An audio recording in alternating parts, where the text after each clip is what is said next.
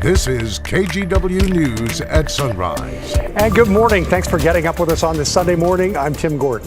And I'm Christelle Kumwe. This morning on Sunrise, a backlog of bad ballots, the steps Clackamas County is taking following their ballots counting delays. And the story behind chemicals in drinking water to make it safer, how it works, and what's being done for Portland water users. But first, let's get to Chris McGinnis with a quick look at the forecast. Chris? How about a little vitamin D, again, for all of us? Let me step out of the way. There you go. Stoller Vineyard camera from Dayton, Oregon, showing a brilliant sunrise over the Cascades this morning. It's so bright and sunny, you can barely make out the silhouette there of Mount Hood off in the distance, but it's there and it's gorgeous this morning. Now, as we switch gears and take it to the Oregon coast, we do have some thin cloud cover that's approaching the coast right now. So Newport, the live look from our Yaquina Bay camera here, the water flat calm. But a little cloudy right now, but dry area wide. So I'm happy to share that with you as well. And bright and sunny right now here in Portland at 50 degrees. So already this morning we're a couple of degrees warmer than we were yesterday morning at this time. If you remember Sherwood and King City, you guys were in the 30s yesterday. A good 4 or 5 degrees warmer right now. 46 in Beaverton. Big picture here statewide.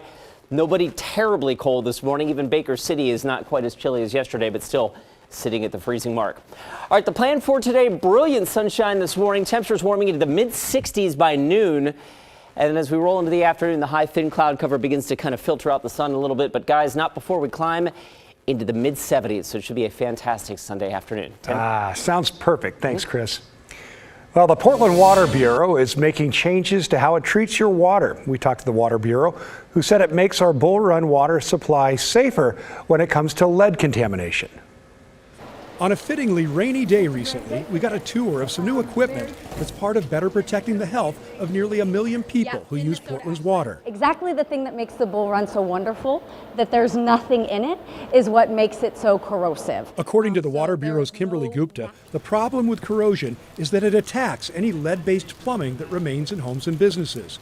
By adding small amounts of two naturally occurring substances, pH and alkalinity is adjusted, making the water from the Bull Run watershed less corrosive. The day we toured the Lusted Hill treatment facility near Sandy, a load of soda ash was being delivered. It is one of the things the Bureau is using. There are 2 silos that hold the soda ash, which is similar to baking soda. A large horizontal tank holds the other ingredient, carbon dioxide, which is injected into the water as well. So that's going to help reduce the corrosivity of Bull Run water, to help decrease the amount of lead that could come into our water from some home and building plumbing. Adding this equipment and treatment program came out of an agreement with federal regulators in 2016. The city recently started adding the substances in steps to test its effectiveness at neutralizing the corrosiveness of the water. And if you're worried about noticing a difference in taste... And nobody wants the wonderful Bull Run water to change. It's great. We love it the way it is. No, the Bull Run water, your taste from Bull Run water will not change. That's important because, after all, Bull Run water is pretty popular. We're the best, of course. I might be biased. No, that's not fair. A lot of folks have really great water. We're just very lucky to have some of the best water quality in the world.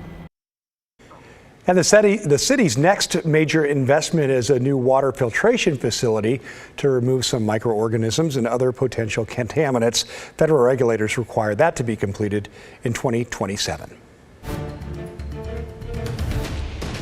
Now, Clackamas County is taking more steps to make sure every ballot from last week's election is counted ahead of a June 13th deadline. Thousands of ballots were sent out with barcodes that could not be counted by machines. Now, since then, the county is duplicating ballots to process them by that deadline. On Friday, the county counted more than 4,500 ballots, but has received more than 113,000 so far. We have more information about these efforts on KGW.com, and we'll also keep you updated on air. Well, some local youth have new tools to work toward possible real estate careers. This was geared toward BIPOC youth. To put on the event, the Real Life team teamed up with several organizations helping people in the community. Employers taught 14 to 24-year-olds about wage expectations and general information about sales and lending, design, and more. Organizers say events like this are vital to get more diversity into the industry.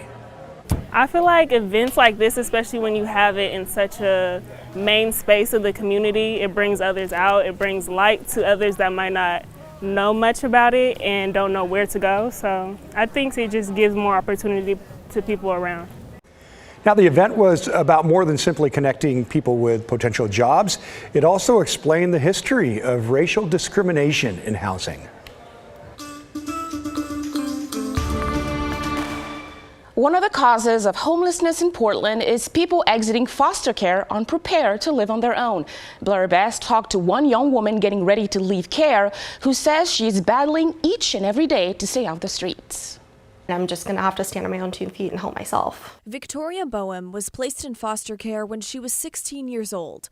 Growing up, she was abused by her parents, who struggled with addiction.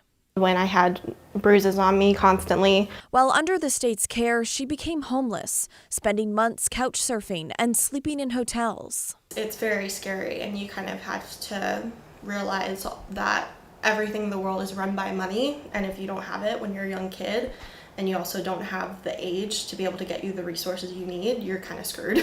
According to a recent point-in-time count, nearly 200 people experiencing homelessness are under 18 years old. But the data suggests this number is much higher. The report goes on to list insufficient supports to successfully transitioning out of foster care as one of the root causes of homelessness in the Tri-County area. The report says it's these systemic factors pushing thousands of new people into homelessness each year. Victoria is 20 years old, newly married and stable enough in the court's eyes to leave care, but she faces the constant fear of ending up on the streets. I have a mother who's homeless on the streets of Portland right now because of bad decisions she's made. And I try to think to myself, I don't want to be there. I don't want to be meeting her at one of the food pantries that are there for homeless people. These foster kids, they fall through the cracks. They don't have those adults who are teaching them life skills and just telling them that they matter. Keaton McFadden runs the Youth Empowerment Services at Parenting with Intent, a program matching mentors with youth in long-term foster care. But their youth contracts through DHS end once that youth becomes an adult. A lot of the time, the youth aren't quite ready for those services to just drop off. That there's a continuum almost of youth who are in foster care that end up houseless. Or struggle with their mental health. Parenting with Intent just received grant money allowing them to continue mentoring people like Victoria, even after her case closes. We've developed a really mutually beneficial, authentic relationship, so it would seem like a disservice to have her case close and then also have that relationship end. Ava Siegel has been Victoria's mentor for 4 years. It feels unfair to have your case end, and if that's a celebration, lose people that have been supporting you for years. I'm pretty self-sufficient. I always have been like that, but I try to lean on people to ask advice from, so I know I'm making the right decision before I do it. Victoria is one of 8 people Parenting with Intent is now able to continue mentoring, and that's all because the nonprofit saw a flaw in the system and got the money to allow their mentors more time with these youth, helping transition to independent living.